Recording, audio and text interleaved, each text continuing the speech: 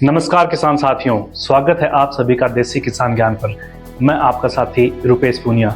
दोस्तों, आज के वीडियो में हम ऐसी खबर पर चर्चा करेंगे जो भारत का व्यापार, भारत का एक्सपोर्ट इंपोर्ट और भारत का विदेशी व्यापार और उसी के साथ साथ भारत का जो एम्प्लॉय सेक्टर यानी कि रोजगार का सेक्टर है उस पर गहरा असर डालने वाली है। दोस्तों, आपने कल यानी कि 27 जनवरी को भारत और EU जो यूरोपियन कंट्रियों का संगठन है उसके मध्य एक व्यापारिक समझौता हुआ है और एक ऐसा व्यापारिक समझौता जिसे mother of all trade deal कहा जाता है, वो आपने चर्चा में सुना ही होगा। दोस्तों, मैं बता देना चाहता हूँ, इससे पहले भारत के लगभग 2005 के करीब से ये चर्चा चल रही थी कि यूरोपियन कंट्रियों के साथ जो यूरोपियन यूनियन है उसके साथ समझौता होगा। 2005 से ये चर्चा चलने लगी थी। 8 राउंड हो चुके थे। और बात करें भारत की ट्रेड डील की तो भारत की अब तक 21 ट्रेड डील हो चुकी हैं और इस ट्रेड डील की बात करें, ये 22वीं ट्रेड डील सबसे बड़ी और सबसे प्रभावशाली ट्रेड डील इसे कहा जाता है। कहा जा रहा है कि ये जो ट्रेड डील हुई है, इस ट्रेड डील के बाद भारत और EU जो यूरोपियन संगठन है ये मिलकर अमेरिका को भी व्यापार के क्षेत्र में पीछे छोड़ देगा। आज के वीडियो में हम जानेंगे ये डील भारत के लिए अमृत बनेगी या फिर धीरे धीरे जहर बन सकती है। खास तौर पे लघु और सीमांत किसान जिनके पास न स्टोरेज की सुविधा है और ना ही एक्सपोर्ट का ज्ञान। इसलिए भाइयों, वीडियो पूरा देखना क्योंकि आज की समझ हमारा भविष्य तय करती है। दोस्तों, सबसे पहले तो हम भारत और यूरोपियन कंट्री के बीच में जो समझौता हुआ है उसको आसान भाषा में समझ लेते हैं। आपको बता दूं, इस समझौते के तहत भारत और यूरोप ने ये तय किया है कि एक दूसरे के मध्य जो व्यापार होता है, जो इंपोर्ट एक्सपोर्ट होता है, उसमें टैक्स को कम किया जाएगा ताकि एक्सपोर्ट इंपोर्ट बढ़े। मतलब भारत के जो प्रोडक्ट यूरोप में जाएंगे वो वहां पे सस्ते होंगे और जो यूरोप से प्रोडक्ट भारत में आएंगे वो भारत में सस्ते होंगे। यहाँ पे हम छोटा सा एक गांव का उदाहरण लेकर समझते हैं। मान लीजिए किसान भाइयों की आपने अपने गांव में टमाटर की खेती कर रखी है।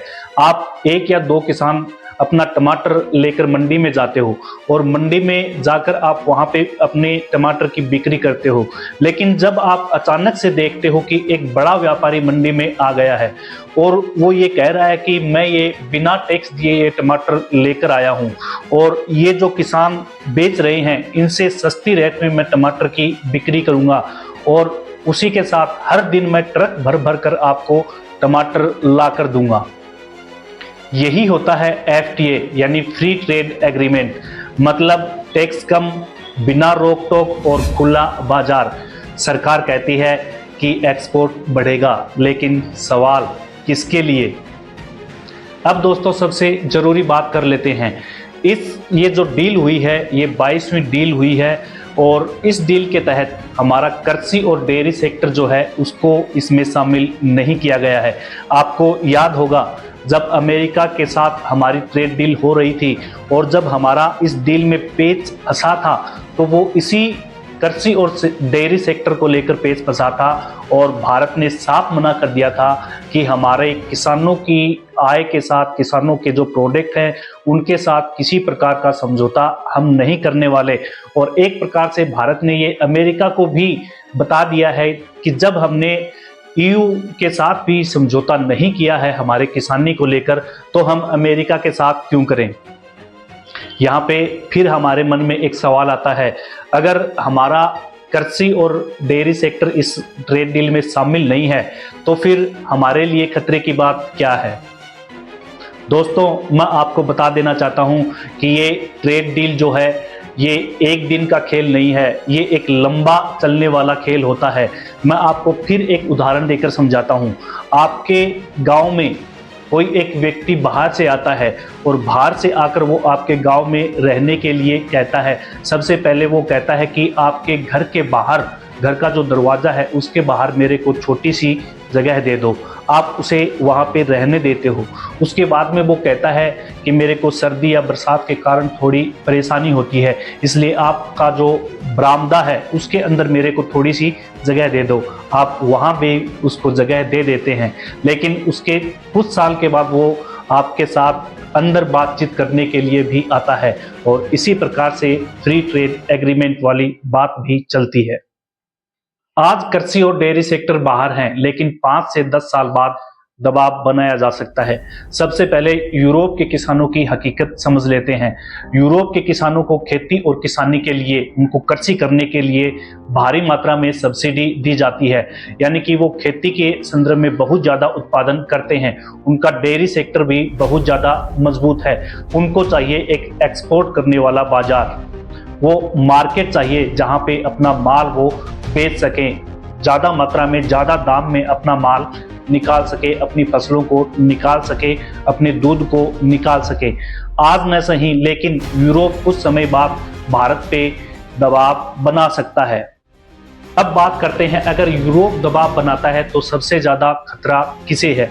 किसान साथियों, यहाँ पे मैं आपको बता देना चाहता हूँ, बड़ा किसान संभल जाएगा, कॉरपोरेट फिर भी एडजस्ट कर लेगा, लेकिन जो लघु और सीमांत किसान हैं उनके लिए खतरा ये बन सकता है। आने वाले समय में जब 5 से 10 साल बाद ये दबाव बनेगा, उस समय लघु और सीमांत किसान जिनके पास 1 से 5 बीघा तक जमीन है उनके लिए खतरा बन सकता है। इसलिए किसान साथियों, जरूरी है आज की सुरक्षा कल की तैयारी। दोस्तों, आज का समय है संगठित होने का, समझदार बनने का और मजबूत बनने का। अकेला किसान कमजोर है, लेकिन संगठित किसान ताकत है। हमें सीखना होगा processing, value addition, local branding और कॉरपोरेटिव मॉडल। डरने की नहीं, समझने की जरूरत है। एफटीए से भागने की नहीं, एफटीए को समझकर मजबूत बनने की जरूरत है। आज भारत ने खेती नहीं बेची, दूध नहीं बेचा, लेकिन आने वाले समय में भारत के किसान को समझना होगा, उसको मजबूत बनना होगा, उसको संगठन बनाना होगा, उसको प्रोसेसिंग यूनिट बनानी होगी, उसको अपना ब्रांडिंग, लोकल ब्रांडिंग उसको बनानी होगी। अगर किसान आज नहीं जागा तो भविष्य में यूरोप के द्वारा या फिर अन्य किसी देश के द्वारा दबाव आ सकता है। दोस्तों, यह वीडियो किसी डील को गलत या सही ठहराने के लिए नहीं था, बल्कि यह वीडियो था हमारे देश के किसानों को समझाने के लिए, उनको भविष्य के लिए तैयार रहने के लिए। अगर आपको मेरे द्वारा दी गई जानकारी अच्छी लगी हो तो एक बार वीडियो को लाइक अवश्य कर दें और चैनल को सब्सक्राइब कर लें, ताकि मैं आपके लिए ऐसी नई नई बातें लाता रहूं। आप मेरा हौसला भी बना रहे और आप अन्य किसानों के साथ वीडियो को शेयर अवश्य करें, ताकि वो भी अपना संगठन के साथ मजबूती से अपना एक लोकल ब्रांड बना सकें। तो मिलते हैं किसान साथियों अन्य किसी वीडियो में, तब तक के लिए राम राम, जय हिंद, जय किसान।